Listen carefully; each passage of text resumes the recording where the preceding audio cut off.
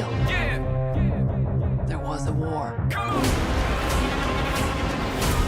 The Monsterverse films have kind of been teeing up the Hollow Earth and teasing it out, since the very beginning. It's been sort of a mention of the place where the Titans come from. And so I felt very fortunate that I got to be the one to do it. And, for me, it's like I've always been influenced greatly and almost mostly by sci-fi cinema, the Alien films, the Star Wars movies. Those are the films that made me want to get into filmmaking in general. And so Hollow Earth was really sort of a way for me to kind of do my sci-fi movie. I knew that whenever we were going to go into Hollow Earth, that it couldn't just feel like another journey to the center of the earth thing, like I didn't want it to just be like caves and just kind of mundane looking thing. I wanted it to really feel like you were traveling to another alien planet. That's where like sort of the ideas were how the gravity works in really trippy ways came into play. Cause it was just trying to think of like, how can this be done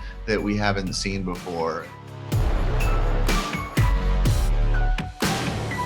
There's no definite plans that I'm aware of. Like I know that I would like to do something in Hollow Earth, and that all that's really dependent on how the movie's received and how the box office does. Because I'm sure if it does well, that Legendary would be excited about doing another, and I would 100% be excited to jump on board and do another one of these things. I remember reading an interview with Tarantino years ago where he was talking about the reason he did Hateful Eight was that after Django, he felt like he just sort of had learned all these tools about how to make a Western film, how to shoot people on horseback and all these things.